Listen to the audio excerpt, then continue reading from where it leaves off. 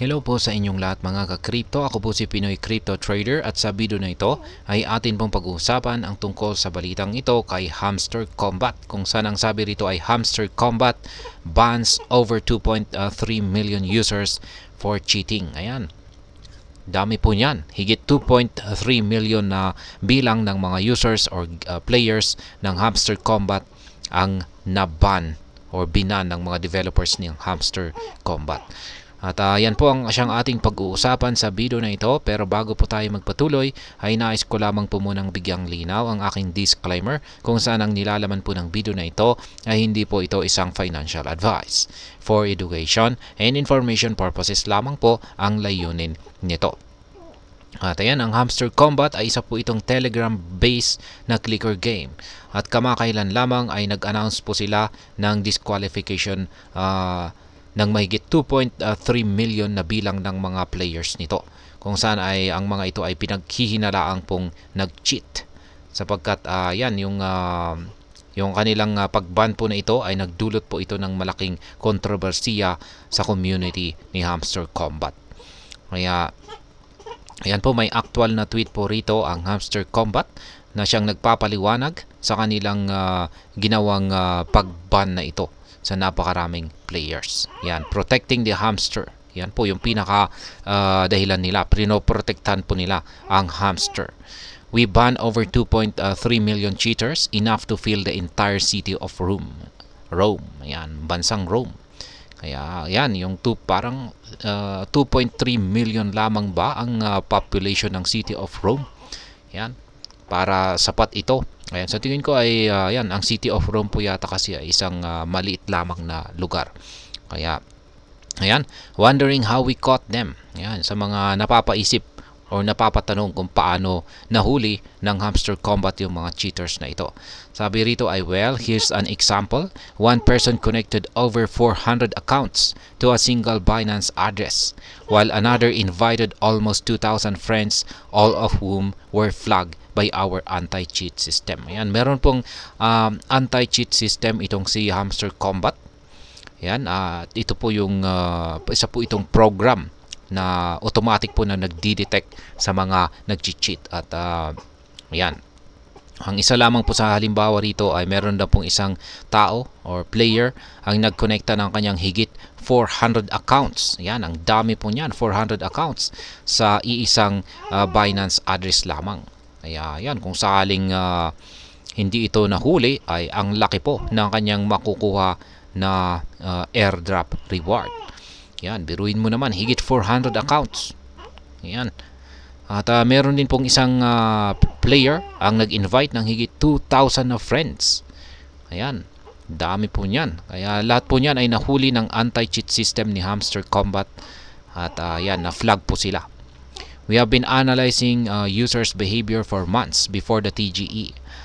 We have seen accounts that log in at the same time each day and were tapping the same exact pixel. Ayan. Yung pagbaban po na ito ng Hamster Kombat ay hindi po basta-basta. Ina-analyze na rin po nila yung mga behavior ng mga users or mga players sa buong buwan. Kaya nakita po nila na yung mga accounts ay naglalagin po sa pare-parehong oras, araw, at nagtatap po ito sa parehong saktong pixel. Kaya yan po yung portion ng screen ng ating devices. Yan, kasi ang explanation po rito parang sinasabi po nila na bot yung gumagawa nito. Yan, kasi parehong oras, parehong araw, tapos parehong pixel or portion ng device yung natatap. Kaya yan, we've taken away 6.8 billions from these cheaters. 50% have been distributed among honest players. Another 50% will be burned. Ayan, 6.8 billions po ang yan ang binawi sa mga cheaters na ito. At ang kagandahan po rito ay naisipan po nilang muling ipamigay na lamang yung 50% nito sa mga honest players. Samantala yung 50% naman po ay masusunog ito. Kaya cheaters don't belong in our community. They automate their selling through software to get an advantage over regular players. We care about our players and market participants, especially long-term holders, and want to protect them. Ayan. Ginagawa po nila lahat ginawa po nila ang pagbaba na ito para sa ikabubuti ng community ng Hamster Combat. Yan, ayaw na ayaw po nila sa mga cheaters. Kaya yan, ang ginagawa lamang daw po nila ito para protektahan ang mga totoong players or honest players at market participants dito kay Hamster Combat. At ayan, ang bilang na ito ay katumbas ng populasyon daw ng Rome, at maraming users ang nagpahayag ng frustration sa mabibigat na parusa, lalo na ang mga nag-invest or naglaan ng buwan para lamang makapag-farm ng rewards. Kaya ayan, kasi meron din po akong nababasa dyan mga komento na legit daw po silang ayan, naglaro at hindi po sila nag-cheat, pero nasali po sila sa mga naban. Kaya ayan, naglagay ang mga developers ng napakahigpit na anti-cheat measures. Kaya matapos mapansin ang ilang kahina-hinalang mga suspicious na mga behaviors. Kaya yan na nga, yung halimbawa rito na sinabi ng Hamster ay meron daw pong isang player ang nag-link na kanyang mahigit 400 accounts sa isang Binance address lamang, habang ang isa naman ay nag-imbita ng halos 200,000 na mga naka-flag na friends nito. Kaya sinubaybayan nila ang mga user activities at natuklasan nila ang mga accounts na naglalagin sa mga parehong araw-araw at paulit-ulit na nagkiklik sa parehong spot. Kaya gaya ng aking sinabi kanina ay yan po yung behavior po yan ng isang bot. Kaya sa kabuuan ay umabot po ng 6.8 billion tokens ang nakumpiska mula sa mga pinaghihinala ang mga cheaters na ito.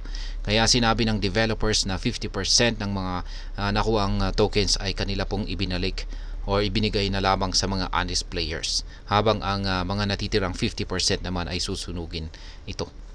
Kaya yan, ito naman ang naging reaction ng ng community. Kaya gayon pa man, ang announcement ng disqualification ay nag-iwan ng maraming players na naguguluhan at saka frustrated or dismayado. Maraming users ang nag-post sa kanilang social media upang ipahayag ang kanilang pagkadismaya, lalo na ang mga naglaan ng malaking oras or maraming oras sa pag-farm ng keys at pag-ipon ng rewards.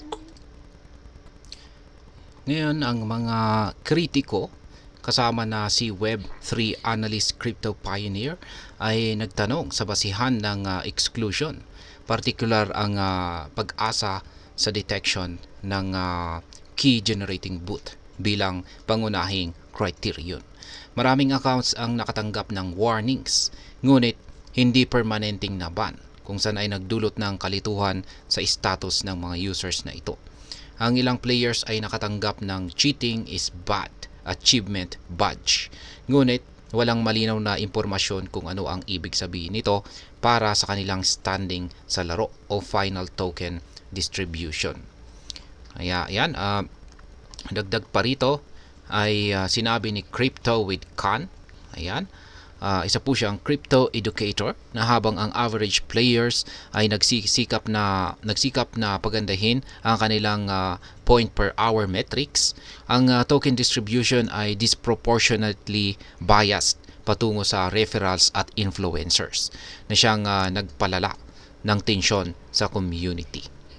Kaya yan, habang nagaganap ang kontrobersiya, ay pumasok ang Hamster Combat sa isang interlude season na nagpapahintulot sa mga players na kumita ng extra rewards, particular ang diamonds, kung saan ay inaasahang magiging mahalaga sa susunod na phase ng laro. Kaya ayan, ang presyo ng Hamster, habang nananatiling unlisted ang Hamster token, ang futures contract nito ay nagtitrade na po sa OKX sa halagang 20 digits 92.79 sa oras na nailabas ang balita na ito. Kaya ang presyo ay bumaba po ng halos 95% sa loob ng isang buwan, kung saan ay minsang nagbebenta ng kasing taas ng presyong 0.010 or 1 cent po yan. Ayan. Sa kabuuan ay ang Hamster Combat ay kasalukuyang nasa gitna pa rin ng isang malaking kontrobersiya dahil po sa disqualification ng milyon-milyong mga players. Ang mga susunod na hakbang ng developers at ang kanilang transparency sa proseso ay magiging mahalaga sa pagresolba ng issue na ito at sa pagpapanatili ng tiwala ng community nito. At ayan, hanggang dito na lamang po tayo sa video na ito mga ka-crypto. Sana po ay inyong nagustuhan ang aking paliwanag sa video na ito. Kung inyo po itong nagustuhan, pag-click lamang po ang like button nito. Para naman po sa mga bago lamang dito, kayo po ay aking inaanyayahan para mag-subscribe. Pag-click na rin po ang bell icon nito dahil ito po ang siyang magsisilbing notification nito sa mga bago kong videos na akin pong ina-upload sa aking YouTube channel na ito. Marami pong salamat sa panunood. Ingat po tayo lagi at God bless po sa ating lahat.